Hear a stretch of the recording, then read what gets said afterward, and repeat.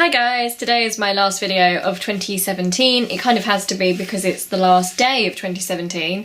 I haven't ended it on a particularly high note. I went out with my dad this morning, which was great, but I did have a bit of a panic attack and have to come home. So Dan is now out with dad at our families and I'm home alone, hooray! Yeah, I feel much better now. I just panicked and had to kind of stop on the side of the road, didn't talk much in the car, and my dad, bless his heart, was a bit worried but brought me home again. But I'm fine, all is well, it's all fine. Yeah, what a way to end the year. A nice panic attack to end 2017. What a way to end it. No, but I thought since I'm home alone, I thought I'd make this video quickly.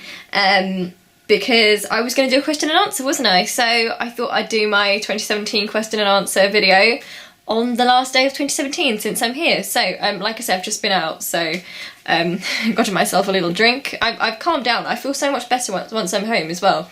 Like, that's the weird thing with panic attacks. You'll know if you have them yourself, that when you have them when you're out, it's really terrifying, but then once you're in like a safe place again, like you're home, you just feel totally fine and you end up feeling like a fraud. So although I look completely fine, I promise you, I wasn't. But I do feel like a fraud now because I feel fine. So I'm going to find my video and I will get answering some of your questions. Okay, so I've got 82 comments on my video which asked for questions, which is good. Sorry I'm not going to do them on Tumblr or anything like that because I haven't planned this video. I'm just going to use the ones I've got here on YouTube. So, some of these aren't questions as well, so that's good. We should be able to get through these. So Kirana, I'm not sure if I pronounced that right, asked, would you ever be interested in joining a collab channel with other women? Something sort of like the Sarcast Chicks? I'm assuming that's like sarcastic. I have not heard of the Sarcast Chicks, and I haven't actually heard of a collab channel either, so probably not, simply because I really let people down with stuff like that, because I'm not very, well, the good thing about having my own YouTube channel is that I make videos when I feel well. So, for example, I've just come back, and even though I had a panic attack, I'm home alone, and I'm like, oh, okay, I've got a spare moment, I'll make a video. But I don't think I'd be very good with organising making videos with other people and that sort of thing, to be honest. I prefer to just do whatever I want on my YouTube channel on my own, or with Dan sometimes, but that doesn't count because he's my brother. Sarah Lassiter asked, are you pagan? I wouldn't actually give myself a title for what I am. I do believe a lot of beliefs that pagans believe in, but I don't have a title for what I believe in because I kind of don't believe in that in a way. I have my own beliefs on stuff from different religious thoughts and all that kind of things like that, and my mind's changing all the time, so I don't have like one set way of thinking. But yeah, a lot of my beliefs do actually line up with the pagan way of thinking, I think. Annoying Dinosaur asks, random question, but what do you think about the ridiculous vitriol and hate against Taylor Swift? In my opinion, I think that although her feminism is definitely flawed, the hate she gets is absolutely over the top and terrible when she seems like such a kind person. Love you, and a kiss. Thank you so much. What do I think? I mean, I don't know much about Taylor Swift as a person.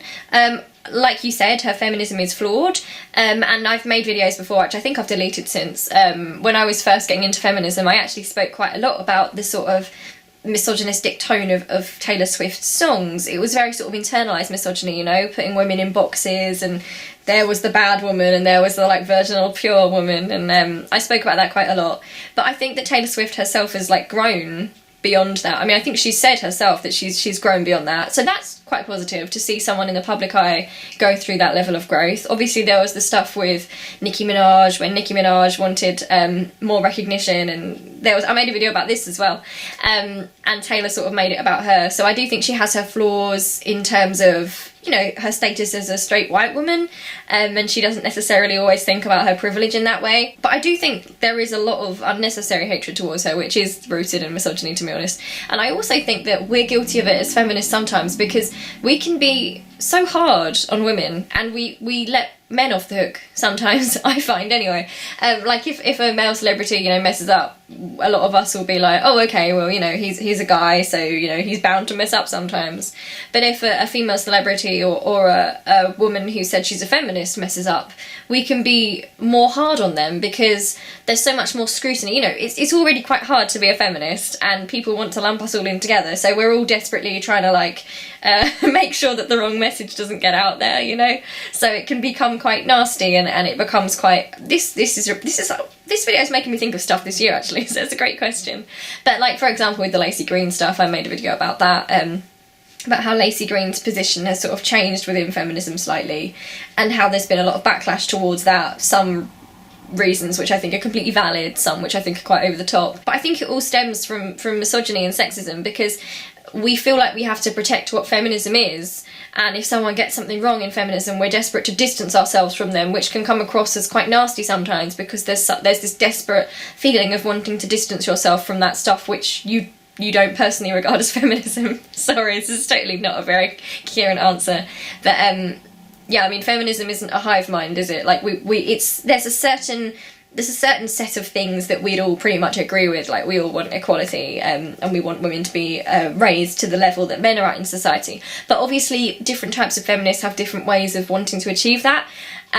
So it's really uncomfortable when people act like one person who talks about feminism is the spokesperson for feminism, because, like, there's so many different schools of thought within that. It's kind of like being left or right wing, I think, because like, for example, like, even in the Labour Party, like, I'm, for example, like, Labour/Green in the UK, but there's so many different schools of thought within that. Like, you'll find people in the Labour Party that would, like, really clash on stuff even though they'd essentially fall under the same party. Sorry, I've completely gone away from your question. I don't know that much about her as a person now, but I do really admire the way that she's sort of taken on that use of archetypes in her music. I think that's pretty cool, because she has been really villainised by the media, definitely, and I like the way she's using that. But then I also think that she could definitely do so much more, so it can be frustrating when someone with such a platform and someone with as much privilege as Taylor Swift, and I'm not saying she has it easy, because she really hasn't, but it can be frustrating when she doesn't use that platform. Like, Taylor Swift strikes me as quite a silent celebrity in terms of political issues, and I don't know if in this day and age that's something that someone with that bigger platform can really afford to be, you know. I think at this point in history and this time in politics, people with platforms have really got to put themselves out there, and, you know, if she's a feminist, she needs to really, you know, stand with women, and that's not just white women, that's women of colour as well. Hannah Tate asked, if Jeremy Corbyn stepped down, who would you want to replace him? I don't mind, to be honest. I don't care if it's an unknown person. I don't really care about the persona of a politician or who they are. I love Jeremy Corbyn because of what he stands for, and I really respect it. It's so exciting to me that someone like Jeremy Corbyn, who, I mean, I just think about a while ago, you know, I don't think he would have got very far. He actually has, like, a big chance. So it's really, really exciting, even though politics has turned quite dark recently. That does make me feel really hopeful and excited. So I don't really mind who replaces him if he wanted to step down, as long as they had similar policy, because I think that's what people are hungry for. I think people want change, but people don't want, I mean, that's why we've seen the rise of, you know, UKIP, isn't it, and like the BNP and Britain First and things like that, because people desperately want to change, and it all depends on, you know, people are desperate right now, and it's either driving people in a very negative way, I think, to lash out at other people, or it's in some ways, in some people, it's creating hope and making people want to help and band together. And that's why I think there's such support behind Jeremy Corbyn now, because it's got to that point in society where you've got to make a choice. I mean, we're all sort of being let down by the government and politicians right now, and it's just about how you deal with that. I mean, a lot of people who vote for UKIP, I actually have a lot of pity for, because I feel like they've been let down, and maybe they're being manipulated in their situation where they haven't got much money, and, you know, they feel like they've got nowhere to go, and, like, you know, they can't have good careers and there's no jobs. And these people are sort of being targeted and used by the right-wingers and by the tabloids and made to think, oh, well, the reason you're in such a horrible position is because of immigrants. And, you know, they can make up anything, like, oh, it's because of Muslims. Whereas if you actually look at it, it's because society's messed up. It's because you've got the 1% with all the money and all the resources, and the rest of us are just trying to get by. And we wouldn't even have to struggle if everyone paid their fair share. But obviously the people at the top don't want to pay their fair share. So it suits them better to sort of make the people at the bottom fight each other when really we should be working together. But you are seeing a huge influx of people now, especially in the age of social media, who aren't being drawn in by that tabloid rubbish, because we're able to see different perspectives online. And I think young people now, I hope, seem to be more, they're seeking more sort of peaceful, hopeful, caring, compassionate, empathetic politics. That's what they want. And again, I'm sorry, this is so not what you asked me. I don't mind. I wouldn't mind who took over from Jeremy Corbyn. I like him as a person. I mean, I don't know him, but what I see. I like what he says, and I respect the way he goes about his politics. Just someone similar, I suppose, but I wouldn't really matter to me who, as long as they had good policy and they wanted to help people and they were compassionate and they really cared, and I feel like Jeremy Corbyn does, so just someone like that. Jacob Bristol Bell asked me, do you have any favourite YouTube creator people? It's always interesting to see YouTube people that my favourite YouTube people like. Hope you're doing well. Thank you so much, Jacob. I hope you're doing well as well. Well, to be honest, I really like the majority of stuff I do on YouTube is I watch a lot of ASMR. Because I have like anxiety and bad panic attacks, I've really found ASMR helps me sleep. If I have a panic attack, I just put an ASMR video on in my headphones and it really calms me down. So I like the ASMR content creators. Like, you've got Ali from ASMR Requests, you've got Heather Feather, you've got Emma Whispers Red. I used to like someone called Shari from Softly Shari, but I don't think her account's active anymore. But basically ASMR artists. And in terms of like fellow YouTubers that I follow, I like Cat Black a lot, and I like oh, of course, Marina Watanabe. I love Marina's content, and I also just watch a load of Emmerdale on YouTube, and that's usually what I do on YouTube. A bit of social justice, a bit of like comedy, like Key and Peele sketches, ASMR, and Emmerdale. That's kind of it. Olivia Case says, congratulations on your new single. Thank you. I can't wait to listen to the whole thing and love Celestia and your covers as well. I think your lipstick looks great. And speaking of makeup, this is a silly question, but what are your favourite makeup brands? To be honest, I haven't tried a huge variety because I don't have that much money to spend, so I don't buy expensive makeup. But I like using Rimmel, personally. I don't know what they're like as a company, so I don't want to be like, you know, promoting them because I don't know. But Rimmel is within my price range and I like the colours, and that's the makeup I buy. Abram in Wonderland asked, what are you looking forward to most in 2018? I'm looking forward to Emmerdale. That sounds so nerdy, but I really am looking forward to Emmerdale. It's been a bad year for Emmerdale this year, for my favourite characters, which are Robert and Aaron and Liv. But next year I think it's going to all look up. It seems like it's going to. I'm excited about my course because I loved doing my degree course. I got a distinction for my first year. I'm on my second year now, and I'm just excited to just keep doing it because I love it so much. And I'm just excited to be 24 and to be slightly better than I was. I know I'm not great, but I feel happier and like I can cope with things more. Like, I'm having less awful times, and I feel like I'm getting through them better. So yeah, I just hope I continue to recover and do well, and I hope that I'm kind in 2018 and that I do the right thing, and yeah, I just hope that I'm a good person in 2018. Night Owl asked, what's changed about you in this year? For example, how they really like orange skies and they didn't used to. What's changed about me this year? I think that I am more comfortable with who I am as a person.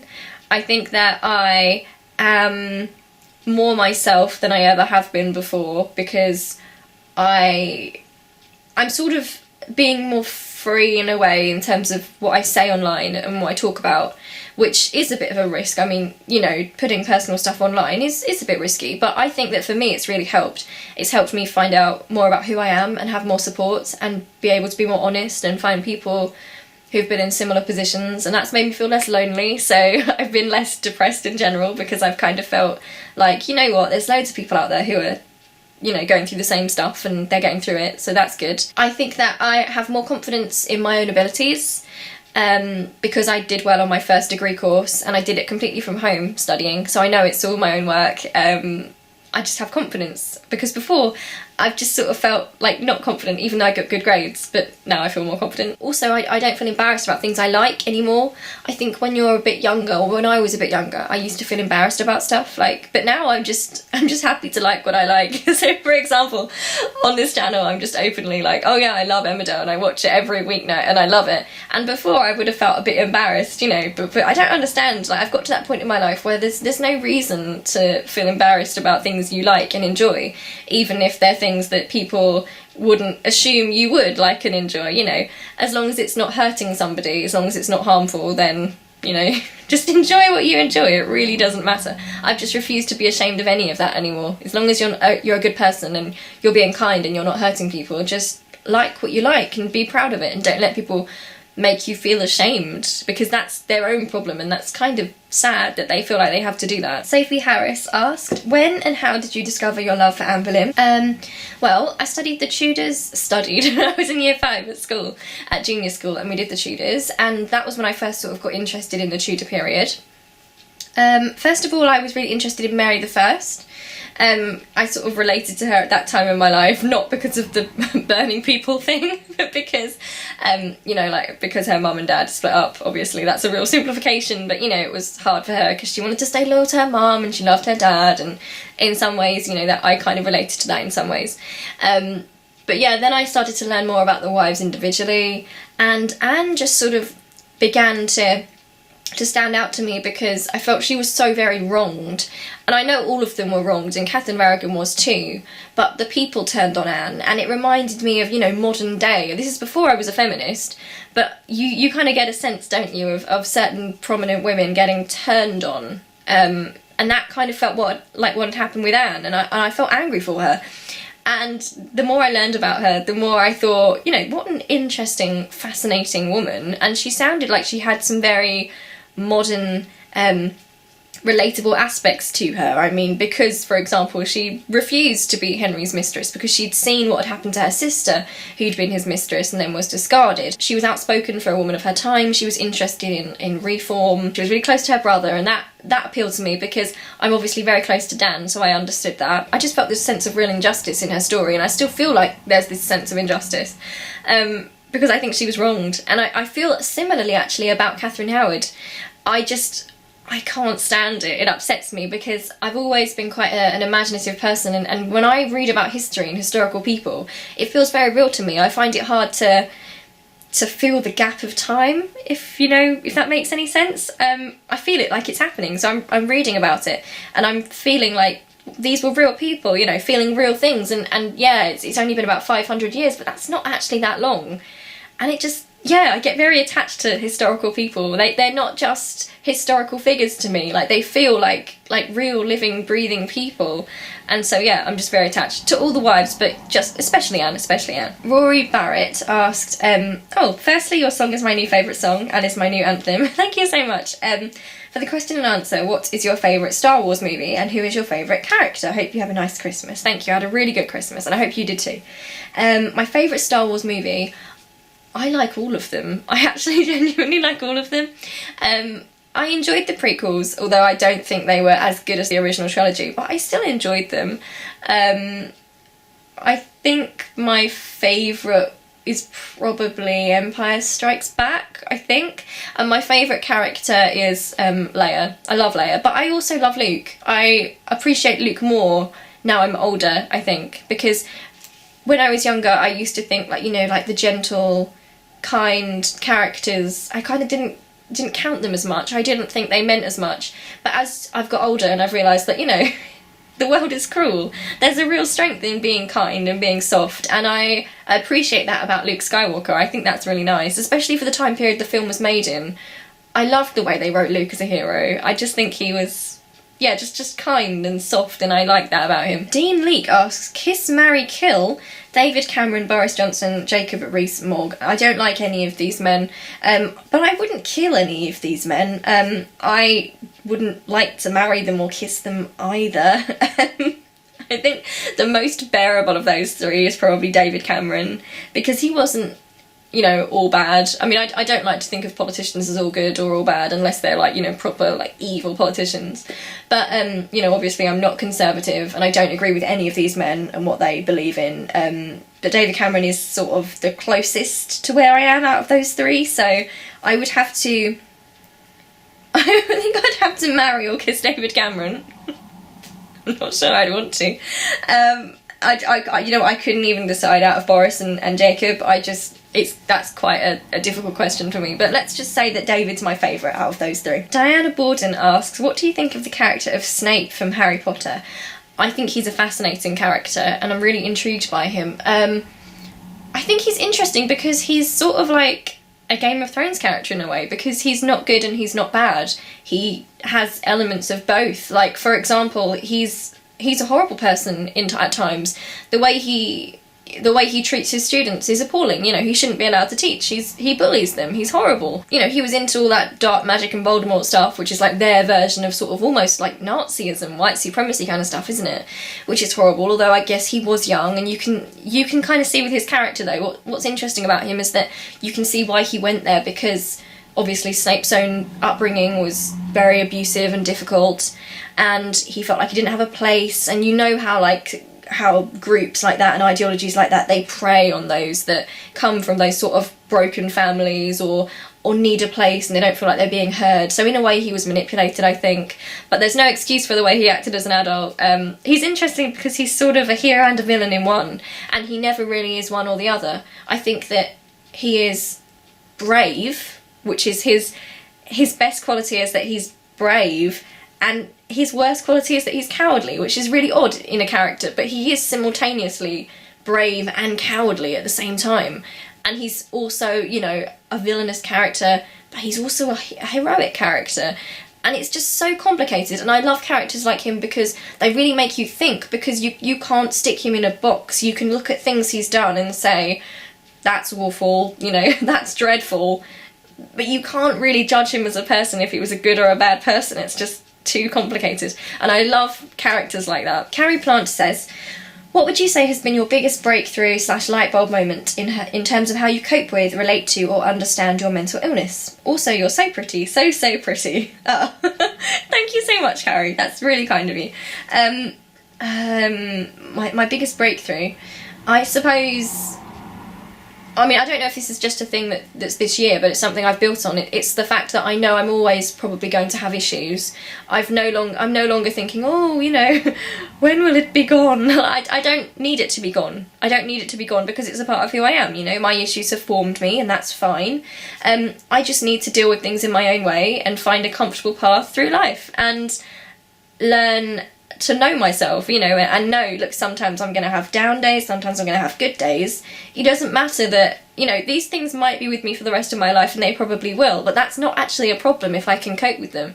So I'm seeing my issues as less of a bad thing, I guess, because of course nobody wants them, but in some ways they also benefit me because they've made me be more creative, and it's made me think of other ways to get through things. And I hope it's made me a kinder person because I'm very sensitive myself, so it's made me think about how other people feel about things, and I don't want them to feel bad, so I hope it's made me kinder as well as a person. So yeah, I don't see it as like this terrible thing anymore. I just see it as something which is part of me, which is sometimes a struggle, but it's just a part of who I am, and in some ways it also enriches me a bit. Nasa A asked, you mentioned a while back that you had to write a short story for uni and that you picked a father-son relationship from Emmerdale that you really like and wrote your story about them, and ever since I've just been wondering which characters they were.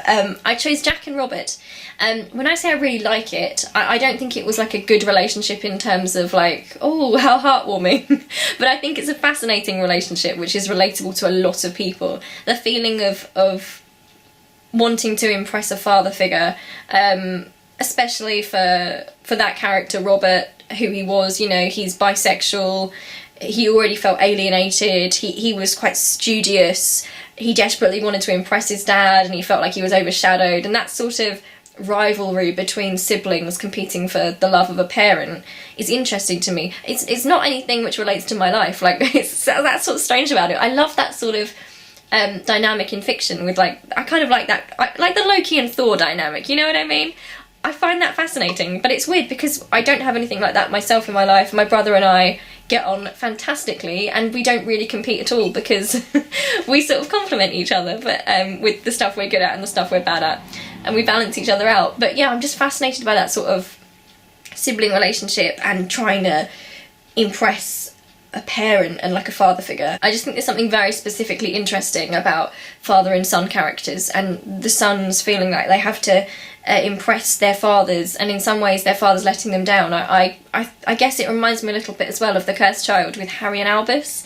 That just really fascinates me, and I don't know why, but father-son relationships that are loving but not meshing properly, even though they want to connect but they can't seem to find a way to, that's the sort of angst I enjoy. Okay, Jeffrey Gibson BSc asked, if you could see a multi-doctor story with any of the doctors, which doctors would you want to see interact with one another? I would like to see, most of all, I'd like to see 8 and 13, because I just feel like Paul McGann and Jodie Whittaker would really work. And also, now we've seen Jodie Whittaker's first scene as the Doctor, I'd love to see her with 10, because 13 and 10 seem similar to me. I know we don't know 13 yet, but just her mannerisms just reminded me so strongly of the 10th Doctor when I first saw her smile. I don't know, just her mannerisms reminded me of him, so I think they could work well as a double act. Fabio Farrow asked, I'm new here, so I'll ask about Doctor Who.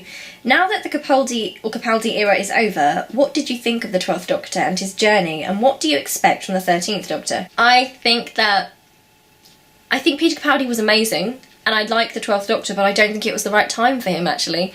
I feel like people wanted change, people wanted something different, so many people were kind of just waiting through the Capaldi era for something different to happen, because it felt very samey, and I think if we'd waited till after Jodie Whittaker and then had Peter Capaldi, it might have worked better. I do think some of the stories have let him down, but as a Doctor, he has been amazing. I just don't think it was the right time for him. He just felt too similar to what we'd had before, in a way, for me anyway. It's not that I found his Doctor boring, because there's so much to love about the 12th Doctor. It's just that I found his era boring, if that makes sense. It just didn't feel like it offered anything new or exciting, and I was a bit disappointed by that, to be honest. I don't just mean in terms of who plays the Doctor, it just didn't feel like there was anything different about it, you know? And that disappointed me quite a lot. So it's really not been one of my favourite Doctor Who eras, and I doubt I will watch it very much in the future when I rewatch, to be honest. What do I expect from the 13th Doctor? I am expecting her to be hilarious. Judging by her scene, I think she's going to be really funny, and I think she's going to be really bold, and I feel like a little bit of 10th Doctor arrogance maybe there, and I think she's going to be really clumsy. I mean, I know the TARDIS was crashing, but I just have this, I hope she's clumsy for some reason, I just really do. Oh, and obviously I expect like a proper northern accent, which she has got, but I'm so glad that she's got a northern accent because it works. Rachel A asked, how are you doing mentally? Are you in a relationship and do you desire to be in one? I want to say being in a romantic relationship is not the meaning of life, and I don't want you to think I think that. Don't worry, I don't think you do think that.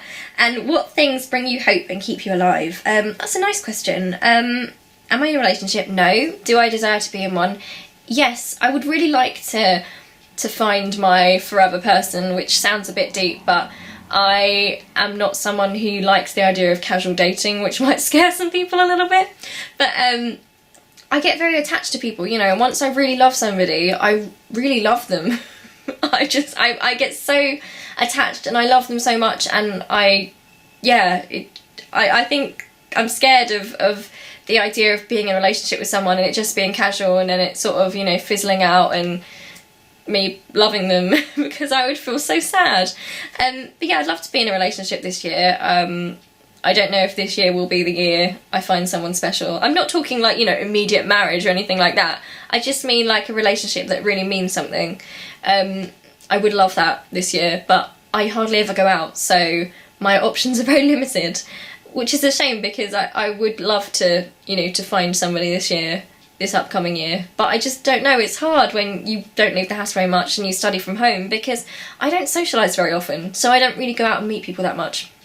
I should probably make more of an effort. I do try Tinder, but there aren't usually, I don't know, I haven't really matched with many people on Tinder that actually want to, like, really talk. So long story short, yes, I do desperately desire to be in one because I feel like I'm at a good space in my life for that now. But who knows what life will bring, and what things bring you hope and keep you alive? Well, TB. It sounds completely, you know, weird to say it, but I do really, when I feel very depressed, think about soaps. I think, oh, well, we got a good storyline coming up next week, and hang on in there, you know, you want to watch that episode. Apparently there's a new Florence album coming out soon, according to my brother Dan, which is very exciting to me. That's keeping me alive. And I think that just my academic career keeps me alive because I love studying and I want to get my degree, and then after my degree, who knows, like, probably study more because I enjoy it so much. That keeps me alive. And my writing. I have to write. I don't think I could cope if I didn't write. I write all the time. At the moment I'm writing a long Emmerdale fanfiction. which is bizarre, but it's like, it makes me happy, so I do it in my spare time. But I love writing, so that's kind of what keeps me alive. The Galaxy Man Show Channel 2 asked, my question to you is, what do you like about making videos? And what does making your own content mean to you? Love your channel, by the way. You're truly inspiring. If I can, am I able to have a shout out? You can indeed have a shout out to the Galaxy Man Show Channel 2. Hello, my friend. What do I like about making videos? I like the fact that I can do it in my own time and in my own way, and I'm just doing it because I can and because I want to, and it's something I'm in control of, and I can sort of be myself when I make videos. That's nice for me. What does making my own content mean to me? I don't know really. I suppose it means that I can be myself, and I can reach out to people, and it makes me feel more like a real, alive person. And it's nice to watch yourself back in videos sometimes and see growth and how you've changed, and that can be good and that can be bad, because sometimes you watch things back and you think, oh god, you know, I can't believe I thought that before or something, but actually it's a good thing because you're growing and changing. But sometimes it can be tough to have that online, you know. I suppose the best thing about making content is when you get comments from people who say that it's helped them in some way. Like a lot of my BPD videos, I've had some really great responses from people who also have BPD, and they've said that it's helped them, and that means a lot to me. So I guess that's what I love about it. I don't know if I answered your question right, but I hope I did. Okay, I'm just going to answer one more because I think my mum will be back soon. I won't have a free house anymore, so I'm so sorry if I haven't answered your question, but maybe I'll get around to answering some more. But to everyone who left me a comment, I love you so much, and I hope you have an amazing 2018. I mean, that goes for everyone watching this anyway, but yeah, I really appreciate that. And I haven't skipped questions because they're not good or anything like that. I've just randomly sort of picked what's popping out to me as I go through. But Louise Ed asks, how do you manage having mental health issues and being the oldest sibling? I ask because I'm also the oldest, and I generally wouldn't talk to my siblings about my difficulties because I feel like I shouldn't put that pressure on them.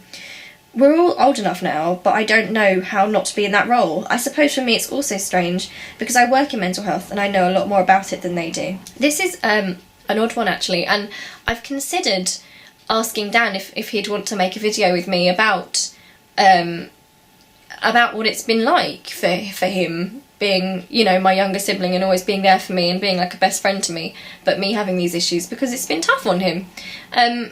You know, I mean, it's hard, isn't it, when you see someone that you love going through something bad. I mean, I feel the same when Dan goes through like bad things in his life. I feel awful for him. So I think it's been quite difficult.